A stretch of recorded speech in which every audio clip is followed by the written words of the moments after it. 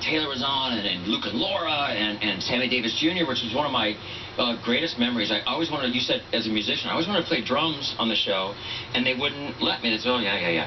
And then Sammy came on, and there was this drum set, and he ad-libbed. He said, hey, Blackie, hey, can you play drums, And it was completely ad-libbed. So I just found it on YouTube, and I said, yeah, like my face is like this, and I go up and I'm playing drums, and he's playing piano, and it was one of the greatest times of my life, And then from then on, I started playing music on the show. But yes, and I'm very grateful to this day. They're doing a 50th anniversary. I'm trying to figure out if it makes sense for me to come back or not, but I went down 2 days ago. To General Hospital. Yeah. And I went down and saw everybody. Tony Geary was there, and Ken Schreiner. It was really fun. I will, a lot of actors do the soaps, and they go, oh, I did the soaps. But if it weren't for that show, I would not be on the Jeff Probst show today. Why I'd be on Letterman. Why wouldn't it make... Don't clap, I insulted him. That's not a clapping. Why wouldn't it make sense to do a 50th? Because you're... Totally, yeah. If it does make sense in the schedule, I would love to do it. Does make sense? Is that talk, or we've got to make a deal happen? No, not at all. Actually, I went down, and it's all about the idea for me. Like if I can go in, and they had a really sweet idea. I guess some big people are coming back, and they only thought that they would have me for an hour or two. And so, would you come play drums on this song called Jesse's Girl that some other guy sang on the show? And I said, why don't I have more time. If I can give more time, like why don't we pull Blackie out of jail, and he has to get reacclimated to life, and he's never been with a girl. Like, can you imagine, 30 years in jail? That storyline coupled with Rick Springfield coming back, doing Jesse's Girl with you on drums? That's not going to happen. But my point is, that's what I passed on. What I'm saying is, All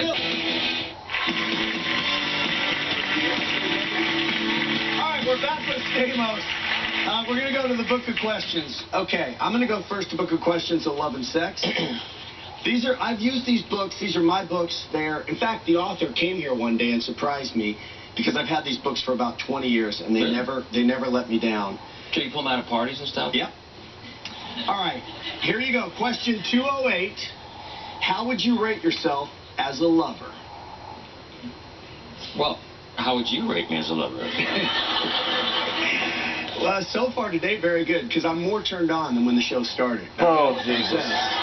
And I don't know if Joel McHale will be interested in that bite or not, but the backup to it is, in what ways do you think you could improve?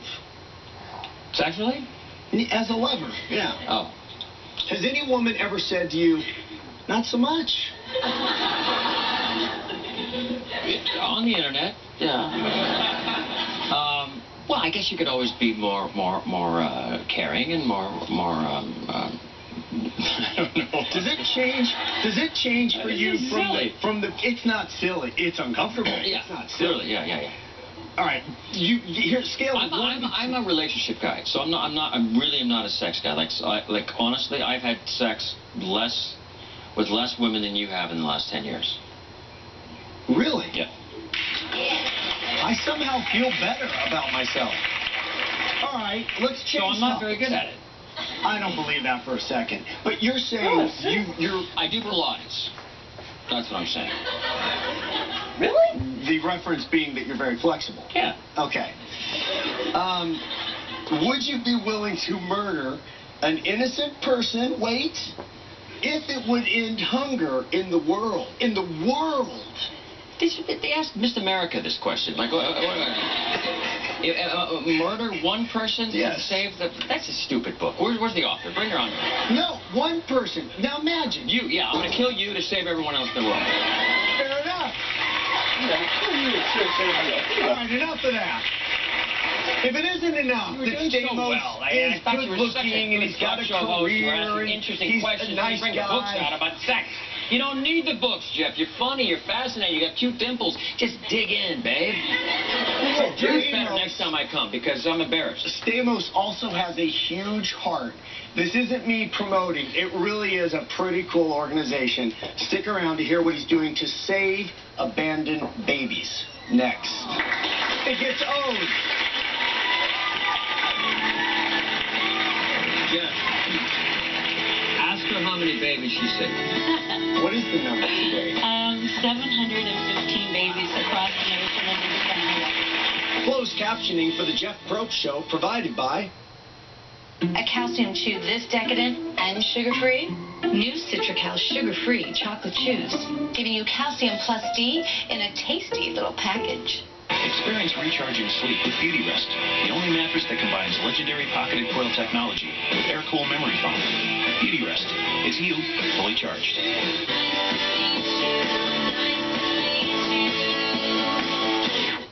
Kalfas and Nachman, right here in Hampton Roads, are ready to help you.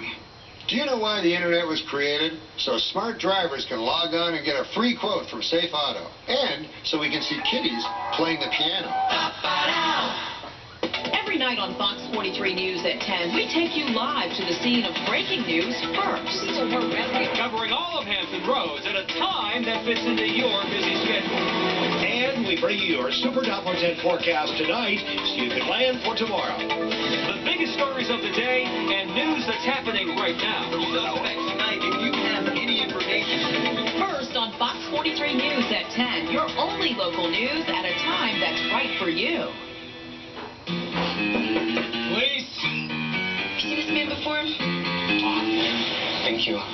No, sir, that's ours. Andy kept it. Andy Samberg and Andre Brower star. What do Santiago and Jerome have riding on this bed of theirs? If he gets more rest, she has to go on a date with him. I bet on some over-the-clothes action, at the very least some touching. That's enough, Gina. Caresses. I could see him showing up in a silk robe. That's enough, Gina. Brooklyn Nine-Nine, Tuesdays this fall on Fox. This fall, Warren and Eli are lifelong friends. You send one of mine to the hospital, I send one of yours to the morgue. Dead to Chicago way. Untouchables, that's right. At work, they're moving up. Well, hello, kitty. We're gonna get sued. I know. At home, their dads are moving in. You want to flip for the bed? Dad, there's no way you're sleeping in my head. See you in the morning. Good luck, guys. Dads, coming Tuesdays this fall to Fox. Celebrate summer with the sweet sounds of the Beach Boys at Chesapeake City Park, July 19th. Win tickets to see the legends of American rock. Go to fox43tv.com to enter. Brought to you by Fox 43 and Whisper Concerts.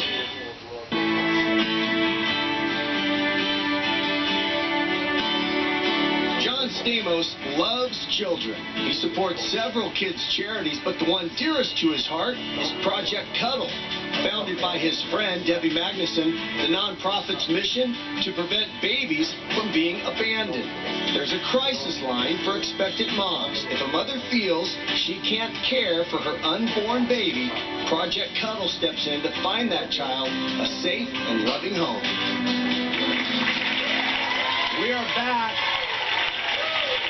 with John Stamos, who is the national spokesperson for that nonprofit organization called Project Cuddle. And so it offers safe and legal alternatives to baby abandonment. That's it, right? Exactly. And this is Debbie Magnuson? This is Debbie, who founded the organization. Stamos, how did you become the national spokesperson? Well, Debbie was friends with my mother and my sisters, right? And I knew about her organization. I was involved in some other stuff, mainly with kids. And my sister was trying to help her neighbors adopt babies, right? And my sister said, well, I'll get my brother to show up at one of your events if you help my friend. Like, my sister was pimping me out. And I sort of did some research. I said, wow, this really makes sense. She was, you know, if a baby gets abandoned behind a building or something, like, she would get the call. If young girls were hiding their pregnancy and couldn't afford prenatal care or help with the hospital. How did you get involved with the idea of foster, you know, kids? How did I get involved? Okay, my dad, when I was 8, took me to Mexico. He's a dentist, and I held a bowl while he pulled the teeth of the orphans. And I guess during that, and I just found this out, my mom was telling me when I was starting to write my next book, I said, Mom, about that orphanage, why do you think I was so obsessed, and now I'm so obsessed with abandoned babies? And she said, well, they brought one in that had been dumped on a heap, and left and brought it to the orphanage while we were there. And there was a big scurry about it, and this woman was new, and she was afraid it was going to die overnight, you know, and she was watching the child the whole night. And so it was like, at 8, I knew that's what I wanted to do. Someday I was going to help stop babies from being put in trash cans. Even that young. you are foster mother. Yourself. You took in children. You had your, how many kids? Well, I fostered 35 drug-exposed babies, and they were high risk, some of them that were also had heart conditions, and then adopted 5 of those, and then I have 2 original models, so I have 7 children, and then started this out of the corner of my living room. So explain what this is. Well, when I started it in July of 1996, I got a toll-free number in the corner of my living room and said, you know, they can't keep putting them in trash cans and somebody has to stop it. And so a girl called 12 hours after opening the hotline and said, I hate my baby. Figure something out or I'm putting it in the park when it's born. And so we got her picked up. She stayed at my house, and 4 days later I coached in the delivery of that baby in a hospital, and afterwards the adoptive family took the baby, and I was able to sit there and see her say to me, I did something I'm proud of for the first time. So yeah, a win-win. Yeah. Jeff, ask her how many babies she saved. What is the number today? 715 babies across the nation. Throughout the U.S. How does a mom know to reach you? They call 1-888-628-3353, and I'll tell you, he has been a huge help in bringing getting awareness out there. We've just finished a video that will be going out to the schools. We had an old one, but now we have an updated one. It's been so easy because, you know, it's sort of a mom and pop deal. She was a mom thing. She was doing it out of a garage, basically. I said, well, what if I go on before your show? I said, what if I go on Ellen and Oprah did a whole hour? Can you believe it? Yeah. I did. And Oprah, all the big shows. Yeah. And he kidnapped me on the Oprah show. Well, we're here. That's all that matters. But it was such a tangible deal. Like, I knew that if somebody donated a couple bucks or even their time, we could save a baby. Yeah. And she has. I mean, I'll get a text. Go ahead. I'll get a text in the middle of the night, literally like 3 or 4 o'clock, and she'll say, baby number 689, this girl saw you on another talk show, and here's the baby. And I'll see the picture, and it'll be 4 in the morning. I'll be pulling my eyes So, out. Debbie, you're pretty confident that somebody's watching this show right now and saying, I'm this young woman. Yes. Who needs this? But it's not about, like, if you're going to abandon it or not, or if you need help. Like, if you need prenatal care and you want to keep the baby, we will help you. And if you've got a secret and you don't want to let anyone know, if you're in an abusive relationship, or if your parents find out you're afraid, you know, that's, you know, you have no hope. It's like we had one recently, 14 years old, and couldn't let her family know. And she ended up, we convinced her to get to a hospital because she was having contractions. She delivered there safely and then went on. No one knows her secret. She did it anonymously because every state now allows you to do that. But we were the encouragement. Now her secret was no longer her own. She was accountable to someone, and she made a good decision. And you connect the parents who can't maybe have a baby with this. Sometimes, right? So like 50% of the girls end up raising their babies. We'll help relocate them if they've, you know, been kicked out if they're pregnant. So this is a massive organization. We're a little bit mighty. We're a staff of 3. That's it. You've got to have a huge volunteer group. Yeah. Wait, I want to be clear. You're a staff of 3 with how many volunteers? We have about 2,500 nationwide. Okay. 30 operators that man it 24/7. So it is a big group done with love, but I just didn't want to paint the picture that it's 3 people sitting on a sofa going, yeah, we'll get to you. No. We're ready. Yeah. Yeah. All right. Up next, what became of one baby and the family, one of these families that Debbie's talking about, that they helped create. We'll be right back. Winston, bring out baby Savannah. Come on out. Yeah. How old's your wife? Yes, it's a state of mind, but I mean, there comes a time where you do have to be responsible and act like, you know, like an adult and try not to get caught up in this. You're right. Who cares? Who cares? I did never grow up. No, all right. I have a good time, and I have a beautiful life, and I'm very lucky. When we come back, we still have to talk about Project Cuddle. We're also going to talk about the new normal because you keep getting jobs. You keep working, and you're working with, what's her name? Ellen Barkin. Ellen Barkin. Ellen Barkin. Well, he dresses up and does his research. Okay. We'll be right back. Perfect, dude. Great. Good stuff. God bless him, man. The highlight of my career, hands down, was working with him. Closed captioning for the Jeff Probst Show provided by...